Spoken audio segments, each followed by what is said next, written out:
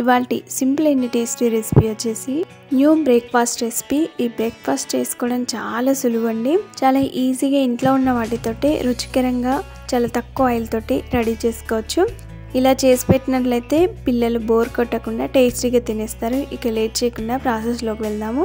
ముందుగా ఈ breakfast ready చేసుకోవడానికి కావాల్సిన మెయిన్ ఇంగ్రీడియంట్స్ని అయితే నేను ఇలా ప్లేట్లోకి తీసుకున్నాను. చూడండి ఫ్రెండ్స్, ఇక్కడ హాఫ్ ముక్క సొరకాయ తీసుకున్నాను.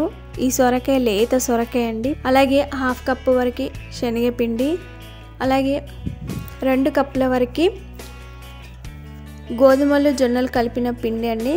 మల్టీగ్రెయిన్ ఆటా తీసుకోవాలి. అలాగే 2 స్పూన్ల వరకు నువ్వులు, కారానికి సరిపడ పచ్చిమిర్చి, ఇంచు అల్లం ముక్క, 4-5 వెల్లుల్లి రెబ్బలు, అలాగే సన్నగా తరిగిన కొత్తిమీర. ఒక చిన్న రోల్ని తీసుకొని అందులో తీసుకున్న పచ్చిమిర్చిని మధ్యలోకి కట్ చేసి వేసుకోండి. తీసుకున్న ఇంచు అల్లం ముక్కని పొట్టు తీసి ఇందులో వేసుకోవాలి. అలాగే 4-5 వెల్లుల్లి రెబ్బల్ని కూడా పొట్టు తీసి వేసుకుందాం.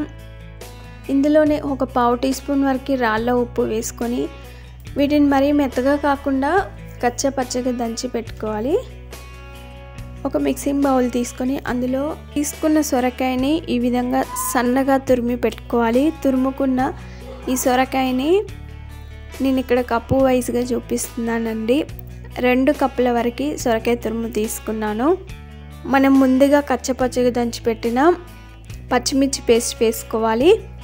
2 స్పూన్ల వరకు నువ్వులు వేసుకోవాలి. హాఫ్ టీ స్పూన్ వరకు జీలకర్ర వేసుకోవాలి. అలాగే సన్నగా తరిగిన కొత్తిమీర వేసుకోవాలి.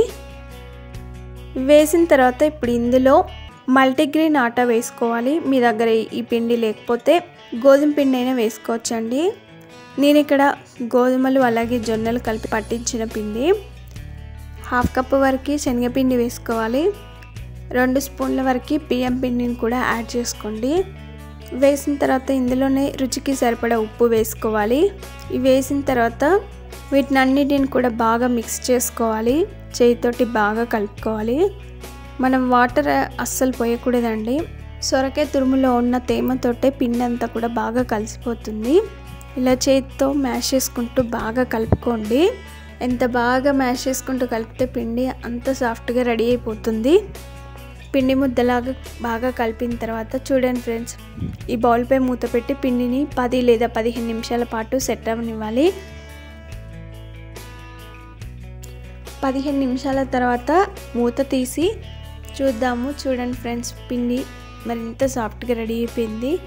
ఇప్పుడు ఈ చపాతీలని నేను తడి క్లాత్ పైన చేస్తున్నాను. కాటన్ క్లాత్ని వాటర్లో ముంచి గట్టిగా పిండాలి. ఇలా గట్టిగా పిండిన తర్వాత పిండిని ఒకసారి బాగా కలుపుకొని పెద్ద బాల్ సైజ్ అంత పిండిని తీసుకొని ఈ కాటన్ క్లాత్ పైన పెట్టి చేతులకు తడి చేసుకుంటూ దీన్ని పల్చని చపాతీలాగా రెడీ చేసుకోవాలి. చపాతీ కర్రతో కాకుండా ఇలా చేతితోటే పల్చని చపాతీలాగా రెడీ చేసుకోండి. చేతులని వాటర్లో ముంచి ఇలా వాటర్ అప్లై చేసుకుంటూ మనం పల్చని చపాతీలాగా రెడీ చేసుకోవాలి. చూడండి ఫ్రెండ్స్, మనకి చపాతీ అయితే రెడీ అయిపోయింది. చపాతీ ప్యాన్ని వేడి చేసుకోవాలి. నేను ఇక్కడ ఐరన్ ప్యాన్ పైన చపాతీలను కాల్చుకుంటున్నాను. ఇప్పుడు ఈ ఐరన్ ప్యాన్ పైన మనం రెడీ చేసుకున్న చపాతీ తడి క్లాత్తో సహా వేసుకొని మనం పైన క్లాత్ని తీసేస్తే ఈజీగా ఊడొచ్చేస్తుందండి. చపాతీ మాత్రమే ప్యాన్ పైన ఉండిపోతుంది. ఒక సైడ్ ఫ్రై అయిన తర్వాత దాన్ని గరిటెతో రెండో వైపు తిరగదిప్పేసుకోవాలి. స్టవ్ని సిమ్ టు మీడియం ఫ్లేమ్లో పెట్టుకొని వీటిని ఫ్రై చేసుకోండి. అలాగైతే మాడకుండా చాలా బాగా వస్తాయి. మధ్య మధ్యలో ఆయిల్ పోసుకుంటూ వీటిని కాల్చుకోవాలి. 2 వైపులో కూడా మంచి కలర్ వచ్చేంత వరకు ఫ్రై చేసుకోవాలి. ఇలా ఫ్రై చేసుకున్న చపాతీలని ప్లేట్లోకి తీసుకుందాం. తర్వాత ఇంకొకటి రెడీ చేసి చూపిస్తానండి. పెద్ద బాల్ సైజ్ అంత పిండిని చేతిలోకి తీసుకున్న తర్వాత తడి క్లాత్ పైన పెట్టి చేతులకు తడి చేసుకుంటూ మనం పల్చని చపాతీలాగా రెడీ చేసుకోవాలి. ఇలా రెడీ చేసుకున్న ఈ చపాతీని తడి క్లాత్తో సహా ప్యాన్ పైన వేసుకొని ఇప్పుడు ఈ చపాతీ పైన మూత పెట్టి కొద్దిసేపు ఉడికించుకోవాలి. కొద్దిసేపు ఒక సైడు ఫ్రై అయిన తర్వాత దాని చుట్టూ కూడా ఆయిల్ పోసి దీన్ని రెండో వైపు తిరిగి తిప్పేసుకోవాలి. ఇలా రెండో వైపు తిరిగి తిప్పేసిన తర్వాత మంచి కలర్ వచ్చేంత వరకు ఫ్రై చేసుకోవాలి. స్టవ్ని సిమ్ టు మీడియం ఫ్లేమ్లో అడ్జస్ట్ చేసుకొని ఫ్రై చేసుకోవాలి. అలాగైతే బాగా ఫ్రై అయిపోతాయి. రెండు వైపులో కూడా మంచి కలర్ వచ్చేంత వరకు ఫ్రై చేసుకోండి. లైట్ గోల్డెన్ బ్రౌన్ కలర్ వచ్చేంత వరకు ఫ్రై చేసుకోవాలి. ఇలా ఫ్రై చేసుకుని ఈ చపాతీలని ప్లేట్లోకి తీసుకుందాం. అంత పిండిని ఇదే విధంగా రెడీ చేసుకోవాలి. చపాతీ కర్ర పీట ఏవీ లేకుండా చాలా సింపుల్గా తడి క్లాత్ పైన ఇలా చేసుకోండి ఫ్రెండ్స్. చాలా బాగా వస్తాయండి. వీటిని ఒక సర్వింగ్ ప్లేట్లోకి తీసుకొని మీకు నచ్చిన చట్నీ కానీ కర్రీ కానీ దేంతో తిన్నా కూడా చాలా బాగుంటాయి. లేదు అంటే డైరెక్ట్ వట్టివైనా తినేయచ్చండి. ఇందులో పచ్చిమిర్చి, కారం, అల్లం, వెల్లుల్లి అన్నీ వేసాం కాబట్టి ఆ ఫ్లేవర్తో చపాతీ సూపర్గా ఉంది. తింటుంటే అలా తింటూనే ఉంటాము.